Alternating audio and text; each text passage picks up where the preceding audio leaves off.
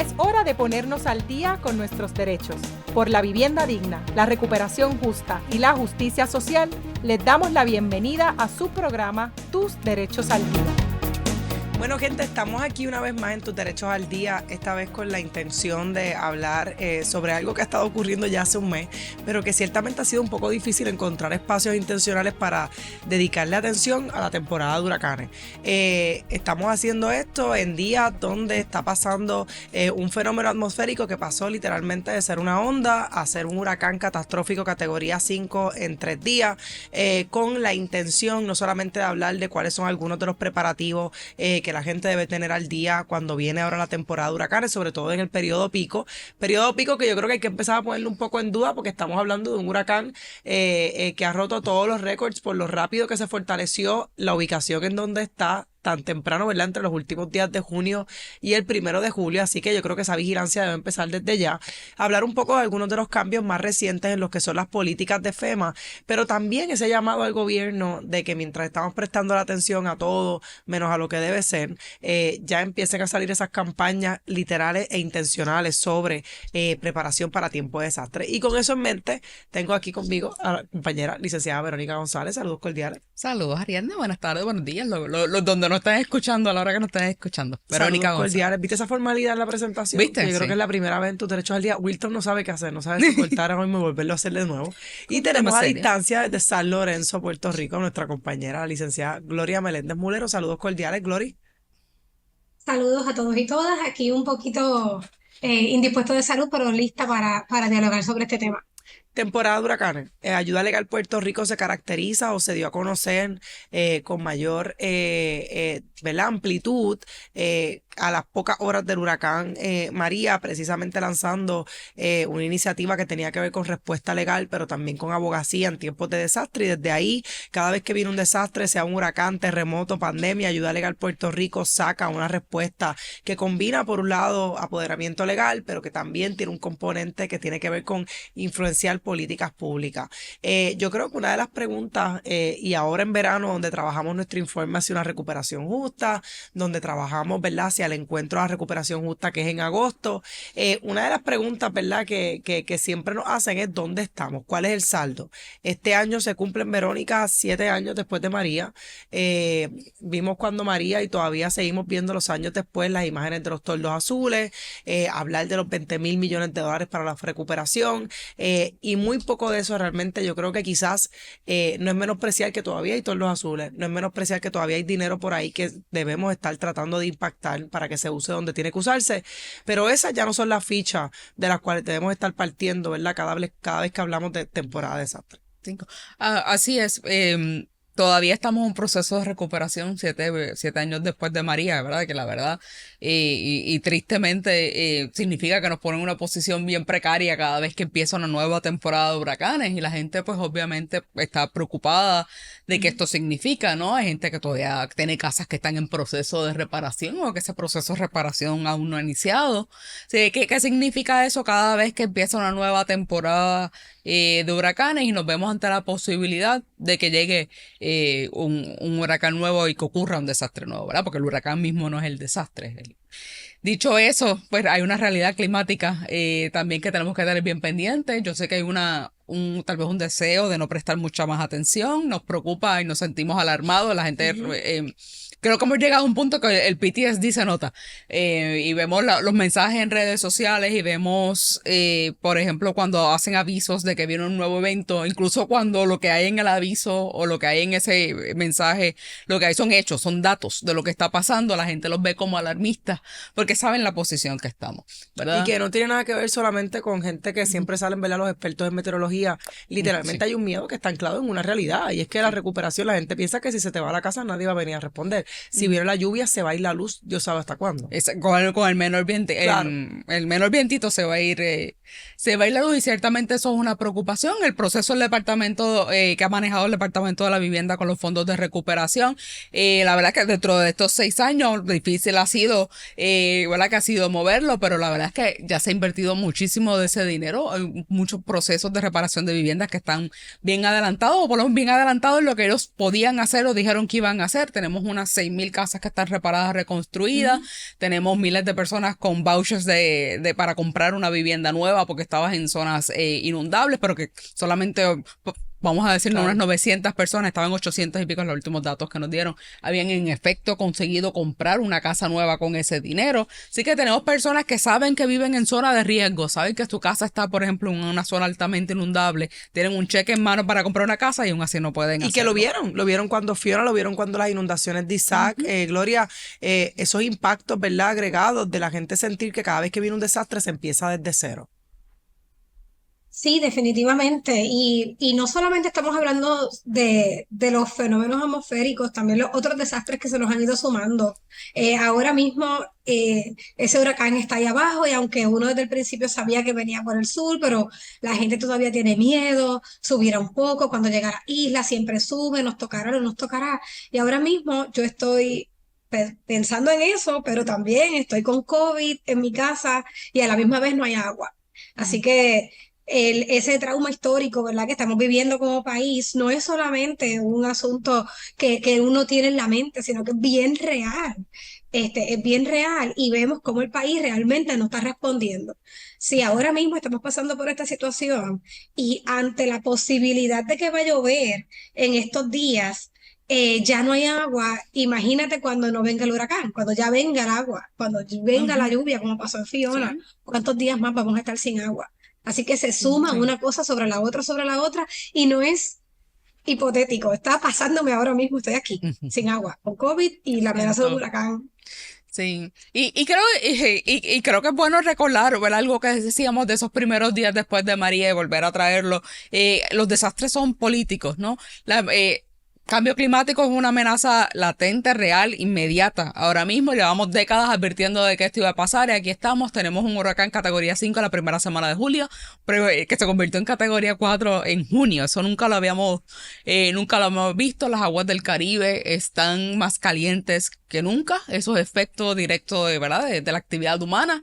Y estos daños son previsibles. Sabíamos que venían, sabemos que, ¿verdad?, que va a pasar. Lamentablemente no es algo que podamos evitar a estas alturas, pero sí podemos tomar medidas para estar en mejor posición cuando estos eventos pasen, porque el huracán no es el desastre es cómo nos preparamos, que haya gente en estado de vulnerabilidad, gente que vive en áreas que son peligrosas, que tengamos un sistema de infraestructura que no pueda aguantar un viento en una isla tropical que se supone que los espera, ¿no? Ese es el desastre. Y estoy de acuerdo con Amba y traer el comentario, ¿verdad?, que siempre lo traemos de manera reiterada cuando hablamos de esto, es la cuestión de esa revictimización de la gente. Yo creo que una respuesta al trauma colectivo es la polarización. Gente pues que se va a burlar de la gente que le da miedo, gente que va a hablar de la histeria, gente que van a sentirse que están en una mejor posición de burlarse de los demás porque son unos changuitos, o son unos miedosos, o son unos catastróficos, pero la realidad es que lo que ha pasado en Puerto Rico 7 años después, yo creo que no amerita otra cosa, donde ya nosotros tenemos generaciones de niños que literalmente saben lo que es Luma, saben lo que se va a ir la luz, que pasan ese calor terrible, donde las escuelas nunca volvieron a abrir, donde abrió el programa de fondos federales para el sur y no se ha construido ni una sola casa, ni reparado una sola casa, según los datos que nos han dado. Así que literalmente hay un miedo real y palpable, y yo creo que ese proceso de polarización no abona a nada. Nadie ha sido salvado porque otra persona le diga no seas histérico, no le tengas miedo a los huracanes. Y sin embargo, ¿verdad?, hay una posición de riesgo muy clara en la apatía, no hablar de estos temas. Yo creo que parte del silencio que ha habido con la temporada de huracanes obviamente tiene que ver con las primarias, tiene que ver con las elecciones, queremos hablar de bienestar, queremos hablar de otras cosas, que no sea el hecho de que vienen los desastres y tenemos cero mejores condiciones para atenderlos que las que teníamos en el 2017. En todo caso, quizás un sistema más precarizado, y me refiero a menos sistemas de salud disponibles, un sistema de transportación todavía más debilitado, una infraestructura que no se construyó, unas carreteras que no se hicieron, unos diques que tampoco se fortalecieron, así que una red y una infraestructura eléctrica que se sigue debilitando a pasos agigantados, aunque siga aumentando de costo. Así que creo que esas conversaciones, ¿verdad?, es como hablar de la mala. La gente nunca quiere hablar de la mala. Estamos en Navidad y es la familia que hace gaslighting para no hablar de las cosas serias. Pues estamos en un perpetuo estado de esa cena familiar donde nadie quiere que hablemos de las cosas serias, pero las cosas serias literalmente vienen por ahí, ¿verdad? Están llegando. Para la temporada de huracanes, yo creo que también importante importante hablar entonces de esa preparación. Nosotras en Ayuda Legal Puerto Rico, como dije al principio, nos caracterizamos por ser una organización de respuesta a desastres. Eso significa que cuando viene un desastre, nuestra modalidad completa cambia y estamos listas para ir para la calle como hemos ido por los últimos 7 años. Sabiendo que el desastre es político, que el desastre es lo que pasa después del desastre, cuando la gente no llega, cuando FEMA dice que no, cuando el Army dice que no puede llegar a los sitios a distribuir agua, cuando hay que hacer largas filas para la gasolina, cuando no hay una respuesta real de ningún lado. Cosas importantes, ¿verdad? Que la gente debe saber, yo creo que desde el saque, ¿verdad? Es que vamos a hablar un poco de asistencia, de eso es lo que quiero hablar ahora. Vamos a hablar por mitos, yo voy a traer los mitos y vamos a hablarlo. Una de las cosas que la gente a veces piensa es que si ya pidió asistencia para un desastre y se le negó, o la recibió, pero sobre todo si se le negó, pues no vale la pena que pida porque se le va a negar de nuevo si sufre daños en un desastre. ¿Quién quiere esa primero? Yo puedo coger esa. Dale. Esa es parcialmente cierta, pero como la regla general para la inmensa mayoría de la gente va a ser no. Primero, y tal vez algo que podemos regresar un poquito más adelante, es bueno recordar que las reglas de FEMA han ido cambiando. No estamos en la misma situación en que estábamos cuando pasó María, en parte por la movilización de las organizaciones y de las comunidades de reclamarle a FEMA de que el sistema que ellos habían establecido realmente no funciona. Pero dicho eso, el hecho de que no te hayan dado asistencia no significa que automáticamente estás descualificado para recibir asistencia en el futuro, porque es posible que las reglas por las que no te dieron se estén interpretando distintas, porque los daños pueden haber sido distintos. Eso puede depender de cuál fue la razón. Igual que te hayan dado asistencia en el pasado, no impide que te den asistencia en el futuro. Esa sí tiene una excepción importante. Si usted vive en un área inundable, usted sufrió daños por inundación y FEMA le dio asistencia, y cuando le dio asistencia le dijo esto usted tiene que comprar o adquirir un seguro contra inundaciones. Si usted no tiene un seguro contra inundaciones, FEMA le puede denegar asistencia. Pero esa es como que la principal y la única, tal vez la única que puedo pensar de seguro, de que por la que FEMA le va a denegar asistencia si recibió asistencia en el pasado. O aquellas personas que hayan cometido fraude, ¿verdad? O algún tipo de instancia donde ciertamente no puedan solicitar, pero es importante que la gente sepa que cada desastre es individual. Eso significa que si usted solicitó para Fiona, usted puede pedir, usted pidió para el huracán, para las inundaciones de Isaac, usted puede pedir asistencia. Lo importante, ¿verdad? En esos casos es que usted siempre guarde la documentación de cada uno de esos desastres, porque FEMA siempre puede recobrar y vamos a hablar ahorita en un momento de los recobros. Pero la primera pregunta sobre si se puede volver a solicitar asistencia, sí, es un desastre totalmente independiente e individual. Importante, las guías nuevas cambiaron a los efectos de aclarar que si aquellas propiedades, aquellas casas que hayan tenido daños, y aquí estamos hablando del programa de individuos y familias, FEMA da distintos tipos de asistencia, pero aquí estoy hablando de la asistencia que le llega a la gente. Si su casa tenía daños previos, por ejemplo, de los terremotos que nunca se atendieron, de María, antes una de las cosas que pasaba es que FEMA solamente se iba a ser responsable de los daños que surgieran de ese desastre. Pero si la casa resultó afectada por el nuevo desastre, ¿verdad? Y esto va a requerir una declaración de desastre o de una declaración, ¿verdad?, de desastre por parte del gobierno federal, que eso no lo dijimos al inicio, pero estamos hablando ya de un desastre declarado. En ese caso, si la casa tenía daños previos, también FEMA en esta ocasión va a poder cubrir. Y yo creo que eso es algo bien importante. Y eso aplica también a cosas que FEMA antes entendía que eran daños preexistentes, como las goteras. Todo el que sufrió goteras durante Fiona o durante María sabe que lo difícil que era que FEMA reconociera las goteras como un daño, porque te decían que era falta de mantenimiento, aunque en tu casa nunca había habido goteras antes, te decía que era falta de mantenimiento en muchísimas de esas ocasiones. Esa regla también está aquí renovada, digamos, para si la casa va a estar en mejor condición, ¿verdad? Porque si recibe ayuda, FEMA puede aprobarlo aunque haya una condición preexistente.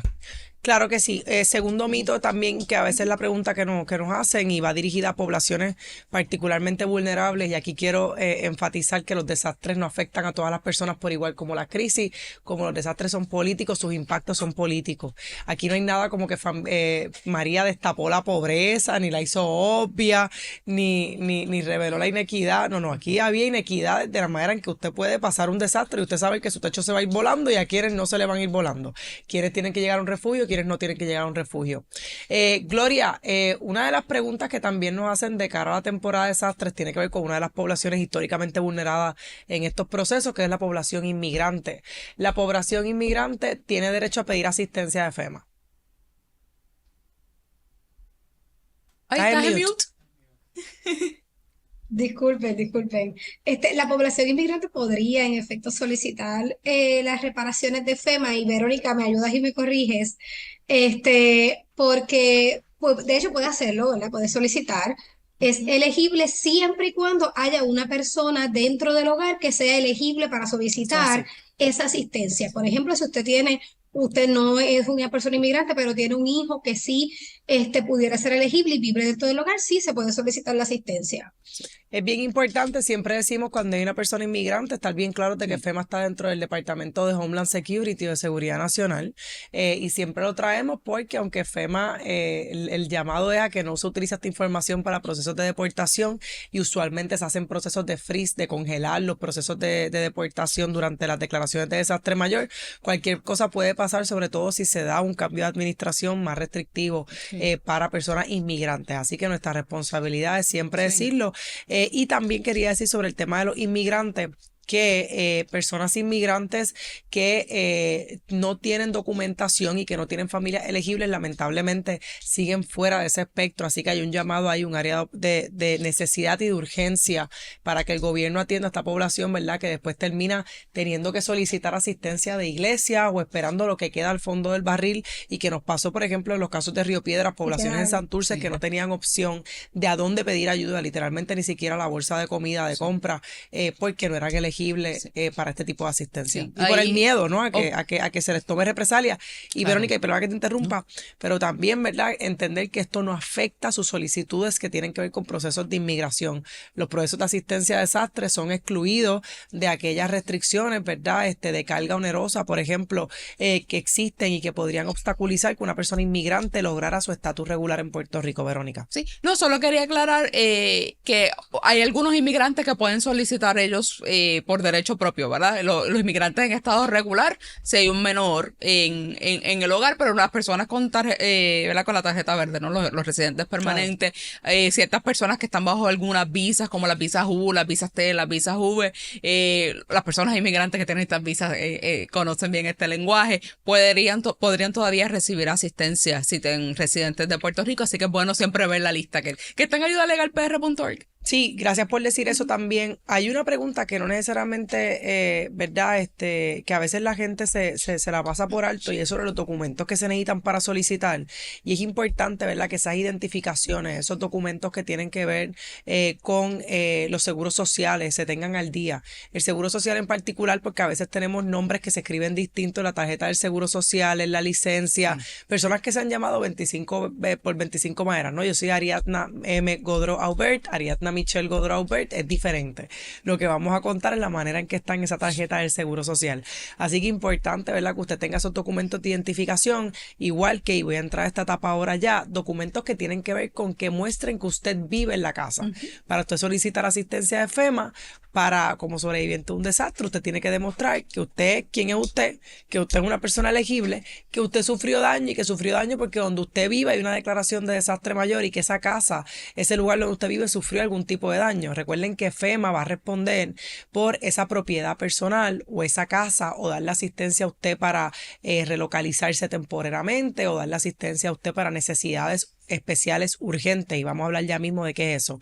Pero es importante que usted en esa bolsa meta esas identificaciones y meta esos documentos que tienen que ver con cómo usted, con la relación que usted tiene con esa casa, sea que usted tiene un permiso para vivirla porque usted usted alquila, las facturas de agua, la luz que tienen esa dirección de esa casa, esas cartas de ese empleador que tienen la dirección de su casa, que eso es algo nuevo que integró FEMA ahora, información, por ejemplo, sobre escritura de propiedad, si usted la tiene, una escritura de compraventa, algo que usted haya presentado al registro de la propiedad, o si usted no lo tiene, una declaración bajo juramento, que ya mismo vamos a hablar de qué se trata, pero lo importante es que usted tenga una bolsita con los documentos que prueben que usted vive ahí, factura, cartas que usted reciba. Usted necesita toda esa documentación desde el saque, así como fotos de su propiedad, siempre es una buena idea, de cómo se ve su casa por dentro, de cómo se ve su casa por fuera, y que lo tengan en todo momento a mano. Verónica, ¿ibas a decir algo?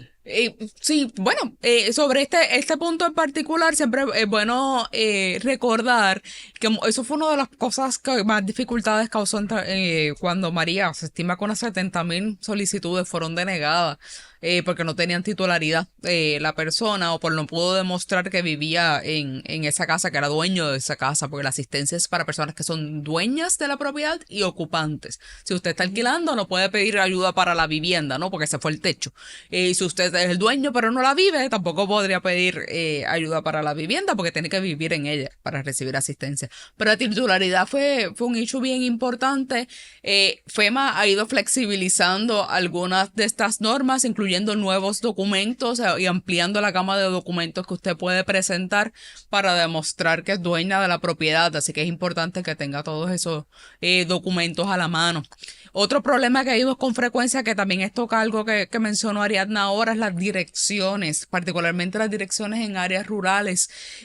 Todas las personas que tienen direcciones que pueden haber sido compartidas con otra gente, aunque sea tal vez porque era la dirección física es la carretera 121 kilómetro 6 y habían 3 casas con la misma dirección, saben que a las 3 casas les denegaron la asistencia y que era un reto bien sobrepasar, ¿verdad? Cómo las direcciones están expresadas en las bases de datos de FEMA. Así que información o evidencia de cuál es su dirección, incluso si está de 3 formas distintas, puede ayudarlo a explicarle a FEMA por qué hay otras casas con la misma dirección o porque su dirección no la entiende. Así que pendiente, la factura de Luma, miren cómo dice su dirección, cómo la factura de acueducto tiene su dirección. Que a veces son totalmente diferentes, como bien tú dices, Sí. ¿verdad? Así que, y las personas que viven, cuando hablamos de kilómetro 1, kilómetro 2, y a veces la gente lo que tienen son referencias, ¿no? Puntos referentes de dónde es que viven, el buzón 3, y eso es un problema, ¿verdad? Para FEMA, así que es importante que Y la gente los tenga su mano. sectores también. Glory, sí. Sí, el asunto de los sectores, porque en muchos momentos y en muchos espacios decimos, yo vivo en el sector, Los Limones, pero en el sector Los Limones es un camino vecinal que tiene 20 casas y esas casas no están numeradas. Entonces, esa es nuestra vida diaria, así es que nosotros vivimos. Como tú dices, Ariana, es un asunto de referencia, es la quinta casa a la derecha, pero la realidad es que para FEMA es un problema, aunque para nosotros es algo normal y nosotros lo vemos todo el tiempo y así es la dirección de mi tío, de mi prima, de mi hermana, pero la realidad es que para FEMA es distinto, ¿verdad? Porque es un sistema diferente, así que aunque para nosotros sea obvio y claro, para FEMA no, y hay que explicárselo. Así que es importante por ello que mientras más evidencia tengamos, cómo nosotros lo hacemos, diferentes formas, ¿verdad? De cómo esa dirección se expresa, fotos del espacio y del camino vecinal, para que se pueda diferenciar tu vivienda de otras viviendas. Quería también añadir, Gloria, que una de las cosas bien importantes después de los desastres, que una vez se da esta declaración de desastre mayor y se activa la asistencia de FEMA, el tiempo importa. Y claro que el tiempo importa porque la familia que literalmente pierde su techo o pierde sus camas, el tiempo, o que está perdiendo sus alimentos en la nevera, el tiempo importa. Así que parte de saber estas cosas y estar bien preparado es que la ventana de tiempo para solicitar es una ventana limitada, son 60 días. Y que en esos 60 días, aunque hay razones para poder pedirla posteriormente, y de hecho FEMA flexibilizó ahora también, otro de los cambios es flexibilizar esa ventana para personas que solicitan de manera tardía, es dejar bien claro que usted tiene que tener todo listo para poder someter, porque usted sabe cómo funciona. No hay internet, después no hay luz, después no, los centros de desastre no necesariamente están abiertos, las filas son largas, el proceso es lento, FEMA se puede tardar muchas horas en contestarle el teléfono, así que cuando bien tú estés preparado es tu mayor oportunidad. En términos de la ventana de tiempo, quiero aclarar algo sobre los famosos 500 pesos que tanto dolor de cabeza nos dieron. ¿Te acuerdas, Verónica, que nos queríamos... de nuestra existencia. Me hicieron miserables los días de nuestra existencia después de que un compañero dijo en radio que los 500 pesos eran para todo el mundo. ¿Te acuerdas de eso? Prohibido olvidar. Exacto, sí, lo recuerdo muy bien. Y pues después nosotros éramos las malas, que no queremos que la gente recibiera dinero. Y la gente decía, Jay Fonseca quiere que todo el mundo tenga 500 pesos, pero ayuda legal no. Les quiere quitar a la gente los 500 pesos. Si fuera por mí, todo el mundo recibiría un cheque sin pedirlo. Y después era los 700 pesos y todo el mundo hablaba de los 700 pesos y de por qué Ayuda Legal Puerto Rico no quería que la gente cogiera 700 pesos y nosotras pues entre el Estado y la gente siempre. Y la realidad es que no funcionaba. Y todavía no funciona automáticamente. No hay tal cosa como 500 pesos automáticos de FEMA. No hay tal cosa como 700 pesos automáticos de FEMA. Y es importante que la gente conozca porque después, ¿verdad? Hay mucha frustración después de un desastre. Hay mucho enojo por lo que hablábamos al inicio, ¿verdad? Y es importante tener las cosas claras. FEMA tiene un problema bien importante y es que la asistencia no hay un cuidado en que la asistencia sea equitativa. La gente nos llega y nos dice que a mi vecina al al frente le dieron los 700 pesos y a mí no. A mi vecina del frente le dieron la asistencia y a mí no. Y a mí me pasó más que a ella. Y es que FEMA, el sistema que tiene es individual y es basado en solicitudes, así que tú puedes tener resultados muy injustos, muy dispares, en personas que literalmente les pasó lo mismo. Y eso pasaba todo el tiempo. Con la asistencia antes de 500 a 700 pesos, una de las cosas que nosotras decíamos reiteradamente es que FEMA no daba dinero para comida que se te dañe, para la nevera. Y efectivamente la reglamentación no establecía ningún dinero para eso. El dinero era para personas que se tuvieron que desplazar. Desplazar es salir de la casa por condiciones de riesgo reales o aparentes, infundadas o de verdad, pero se tuvieron que salir, irse a casa de un vecino, de un amigo, otra propiedad, donde sea. Se tuvieron que salir. FEMA aclaró, en parte porque pues se regó la información y mismo FEMA fue muy pobre dando esta información, de que pues no se daba dinero por comida dañada. Las guías nuevas se logró un cambio. Ese cambio aclara lo siguiente: la asistencia, que este año es de 750 pesos, no es automática, no es para todo el mundo, pero sí establece que para algunos de los daños que va a aplicar es para comida que se haya dañado, personas que no tienen acceso a agua, personas que no tienen acceso a pañales, a necesidades, a equipo para lactancia, por ejemplo, fórmula para los bebés. Así que ya esos 750 pesos no son automáticos todavía, pero sí amplían la gama de para qué es. Ahora se llaman asistencia urgente o asistencia para necesidades especiales urgentes. Es importante, es solamente para las personas que viven en lugares de desastre, que hayan tenido estos daños y que soliciten en los primeros 30 días. Así que la ventana es más corta, ¿verdad? ¿Por qué? Porque si usted solicita en el día 59, pues urgente, no es tan urgente. Exacto, Verónica, o Glory, quien quiera, iban a añadir. Sí. No era sobre ese punto y sí, pues prohibido olvidar, Verónica. Sí, eso, ahora eso es parte de mi trauma, tener que explicar que ese dinero no era todo el mundo y no es que yo quiera discriminar contra nadie, ¿verdad? Pero es que es lo que dice la regla. Pero eso fue un mito muy común, ¿verdad? De que los 700 eran para todo el mundo. Y me recuerda a otro importante, que es que la asistencia de FEMA depende de sus ingresos. Y no, la ayuda de FEMA no tiene un límite de ingresos, no tiene un mínimo de ingresos. Para lo que único FEMA iba a considerar sus ingresos y se los pedía, era porque antes, para los desastres pasados, te iban automáticamente a referir al SBA para recibir a solicitar un préstamo. Y qué difícil se le hacía a la gente lo de la solicitud de esa SBA, porque con toda razón la gente no quería endeudarse. La gente estaba pidiendo ayuda en un préstamo, sabían que tal vez no iban a cualificar para el préstamo, no entendían por qué estaban recibiendo esa solicitud. Había gente que se le denegó porque no llenó la solicitud, no completó el proceso y no entendían por qué no habían completado el proceso. Una solicitud complejísima, de paso. Pero ahora la solicitud al Small Business Bureau, al SBA, es opcional y va a ser separada. Si usted quiere pedir un préstamo adicional porque los chavos que le dio FEMA no fue suficiente para reparar la casa, pues probablemente no lo sea. El tope de asistencia son $42,500. Estos días ya no da para mucho, lamentablemente. Si eso no fue suficiente para hacer la casa, usted puede pedir un préstamo adicional a un interés más bajito de lo que le ofrecería el banco, y eso se lo puede pedir al SBA, pero ahora es opcional, no es parte de la solicitud de FEMA obligatoria. Gloria, otra de las preguntas, vamos a hablar un poco de la diferencia de inquilinos y propietarios. Antes de entrar en el tema de titularidad, antes de cerrar, vamos a hablar un poco de los inquilinos y qué es lo que puede reclamar un inquilino y si puede pedir reparaciones para la propiedad. Sí, bueno, definitivamente reparaciones para la propiedad no puede solicitar porque eso le correspondería al casero en todo caso, ¿verdad? No es dueño de la propiedad y al no ser dueño de la propiedad no tiene, ¿verdad?, derecho a solicitar para reparar la vivienda, ¿verdad? Y de nuevo, aquí la experta Pedro González, por favor, me corriges, quien tiene la responsabilidad de hacer esa reparación es el casero, ¿verdad? Una vez ocurre el desastre, si usted encuentra que la estructura, la vivienda necesita hacer una reparación, usted tiene que comunicarle al casero, ¿verdad? Cuáles son las reparaciones necesarias para entonces poder, o lo que se dañó, para que se puedan hacer esas reparaciones. En términos de los daños que podría solicitar ese inquilino, pues estamos hablando de daños a la propiedad personal, ¿verdad? Si tuviera algún daño que haya sufrido a sus cosas personales, pues sí pudiera solicitarlo y también pudiera solicitar la asistencia si cualifica para la nueva asistencia para necesidades graves, ¿verdad? Que ahora podría incluir el asunto de los alimentos perdidos por la falta de electricidad después del desastre.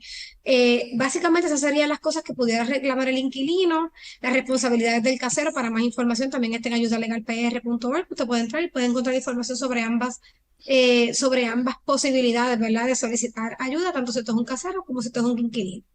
Sí, también sobre el caso de los inquilinos, importante ese contrato de arrendamiento, ese permiso de uso va a ser bien importante, ¿verdad? Que demuestre por qué usted está ahí. No por usted ser inquilino significa que no tiene que demostrar ningún vínculo con la propiedad, que a veces uno de los obstáculos más grandes, pues porque la luz está a nombre de otra persona, el agua está a nombre de una persona, usted recibe las cartas a otro lugar, pero es importante que usted tenga algún tipo de documento que evidencie que usted vive ahí. Y eso a veces puede ser hasta cartas de la universidad, pensando en el tema de los estudiantes, cartas de empleo, los documentos que usted presenta cuando usted llena las planillas que dicen la dirección, así que esas cosas son importantes. Verónica, vamos a hablar, nos quedan 3 minutos, vamos a hablar un poquito de los titulares.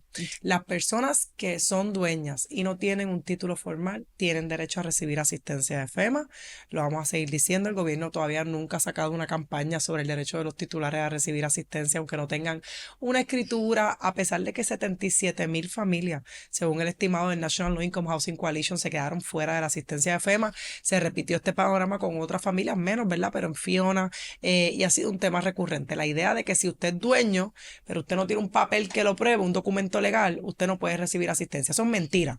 Y lo que se hizo en la Oficina de Ayuda Legal Puerto Rico, que recibió el apoyo de otras organizaciones, cambió las políticas a nivel de todo Estados Unidos de FEMA.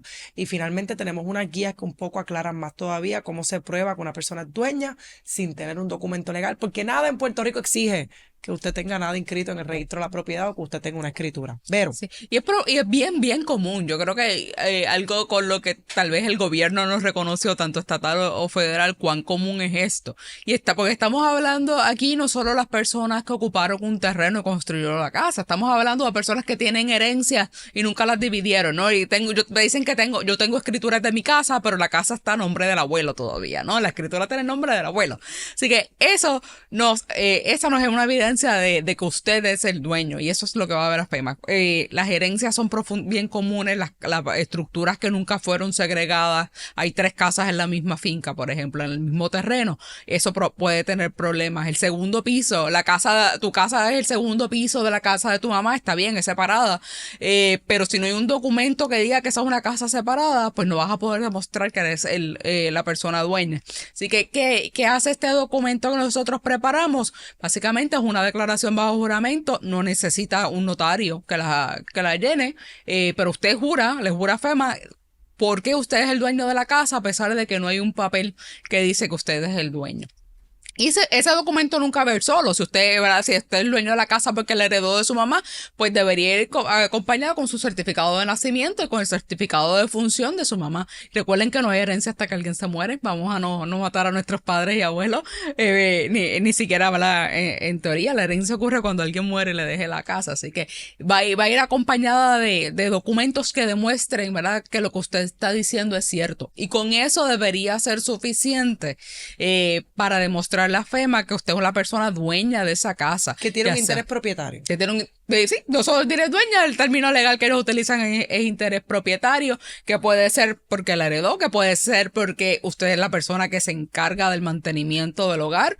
Cuando digo el mantenimiento, no es que paga condominio el mantenimiento, ni que es la que limpia o la persona que se encarga de limpiar la casa, pero cuando se daña una ventana, si usted fue la que la reparó y usted es la que le toca repararla, probablemente usted sea la persona encargada del mantenimiento, o porque paga las contribuciones al CRIM, por ejemplo, y ahí está su nombre. Eso es evidencia, según las propias reglas de FEMA, de que usted es dueña ocupante de una propiedad, y con eso debería poder recibir asistencia. Sí, importante. En el caso de las cooperativas, a veces nos preguntan qué es lo que la gente puede pedir. También nos preguntan en el caso de edificios. Obviamente, ¿verdad? Cuando estamos en el caso de las cooperativas, pues usted tiene un permiso de uso del espacio, usted no es dueño de la propiedad, usted tiene derecho a lo que es el reemplazo o lo que es, debo decir, asistencia para la propiedad personal que se haya dañado, cama, sofás, gabinetes, ese tipo de cosas.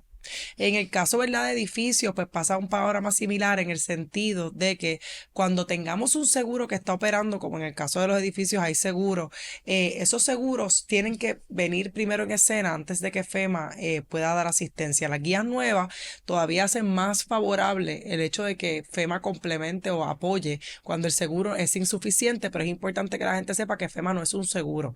FEMA va a responder por aquello por lo cual el seguro no cubra, y en ese sentido, ¿verdad?, es importante que la gente, por ejemplo, que vive en condominio, siempre esté pendiente que esas pólizas de los condominios estén vigentes, que esa póliza esté viva. Las pólizas de seguro han aumentado considerablemente, pero este es el buen momento para que los edificios estén revisando. Un poquito tarde, pero ya es, ¿verdad? Sí. Nunca es tarde si la dicha es buena.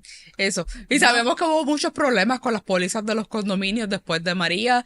Las aseguradoras están un poquito más apretadas cubriendo condominios porque el cambio climático es real y alguien va a tener que pagar por esos gastos y ahora es una posibilidad más cercana.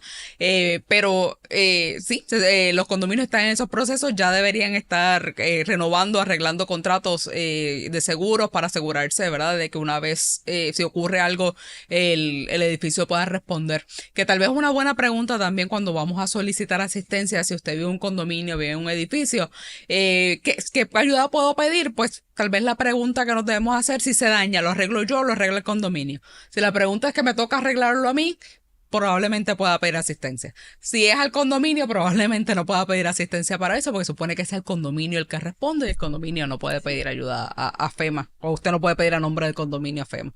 Así que esa tal vez es la pregunta para distinguir para qué FEMA le puede dar ayuda y para qué no. Sí, yo quiero, ¿verdad?, porque el tiempo se nos acaba y hay mucho que decir sobre desastres. Nosotros lo vamos a estar haciendo continuamente. De hecho, no sé si debemos integrar una preguntita de desastres cada vez que hablemos de cualquier otra cosa, porque pues estamos en temporada y mucho miedo.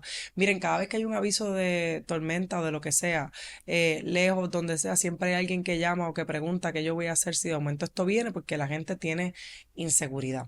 Y una de las preguntas que la gente siempre hace es cuáles son las fuentes que se deben seguir. Y siempre procuramos, ¿verdad?, fuentes que sean fuentes oficiales o fuentes que sean fuentes que nos dejen, por ejemplo, saber que realmente son personas que saben de meteorología, las noticias. A veces caemos en el pánico de buscar en redes sociales información que no necesariamente pues nos conduce a la verdad o nos conduce a información basada en ciencia o información basada en los satélites, y pues empezamos a caer en otro tipo de fuentes que realmente lo que promueven es una respuesta basada en la desinformación y en el miedo, y en una respuesta basada en qué debemos hacer realmente para protegernos. La lista de los albergues, por lo menos que yo sepa, todavía no está disponible. Es una lista que siempre pedimos todos los años que se adelante para que la gente sepa dentro de su plan de seguridad familiar a dónde es que hay que ir en caso de que exista cualquier situación de riesgo. En el caso de los albergues, quiero decir que aplican leyes que son antidiscriminación, que las personas que tienen animales pueden llevar sus animales al albergue, ¿verdad?, siempre que los tengan en condiciones donde no representen un riesgo para los demás, que los albergues tienen que tener protocolos de violencia doméstica y de violencia sexual, que tienen que tener protocolos también para los niños y las niñas, que no pueden discriminar contra personas que estén sin hogar.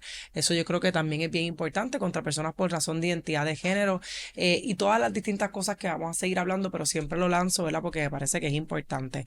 Nuestro compromiso en ayuda legal es, en caso de que pase cualquier cosa, se activa nuestro protocolo y nos verán en las calles haciendo lo que siempre hemos hecho, y es estar presente a la misma vez que reclamamos acción. Preocupa que tengamos un gobierno que no prioriza el tema de los desastres. Preocupa que tengamos una futura administración, por lo menos a nivel federal, que trate el tema de los desastres a Puerto Rico de la manera que lo haga, y entonces hay que buscar de manera mucho más urgente e intencional mecanismos de respuesta interna. A veces decimos solo el pueblo salva al pueblo, y a mí me encanta la autogestión, pero nosotras sabemos por experiencia, y la gente sabe por experiencia, que no le corresponde a la gente atender todas las necesidades que surgen después de un desastre, que van desde la poda, el recogido de escombros, el sacar cables de alta tensión, que a veces la misma comunidad tuvo que asumir, distribuir turnos para gasolina. El gobierno tiene que actuar, y tiene que actuar con un plan, y ese plan es importante que no se elabore durante el momento, ¿verdad?, de donde ya la catástrofe está encima.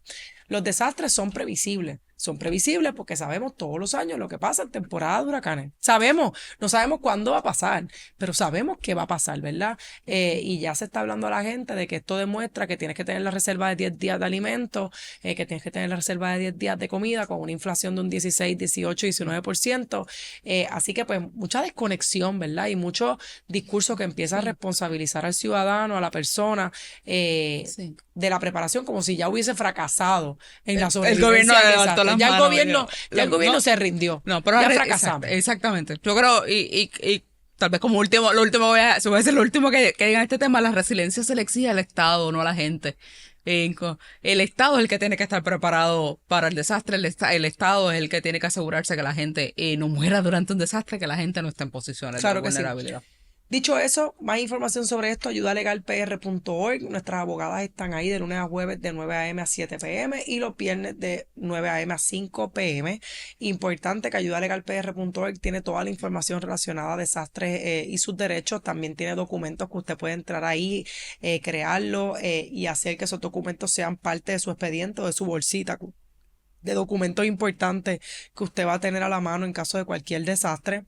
Y como siempre, nuestro compromiso es estar presente, lo que hemos hecho ya por un montón de años. Importante, Verónica y yo siempre llevamos ya 7 años dando los mismos talleres de desastre, así que lo daremos. Cada vez que FEMA cambia las reglas nos sentimos bien porque hay innovación y nos sentimos que el taller es totalmente distinto, pero tenemos pietaje de 7 años del mismo taller y agradecemos a Glory por ser hoy integrante honoraria de este taller, que siempre goza de nuevas voces, porque ya Verónica y yo hacíamos más o menos los mismos chistes y nos reíamos a la misma vez, y es importante. Estaba bien practicado, así que un abrazo grande. Pronta mejoría, Gloria. Gracias a ambas.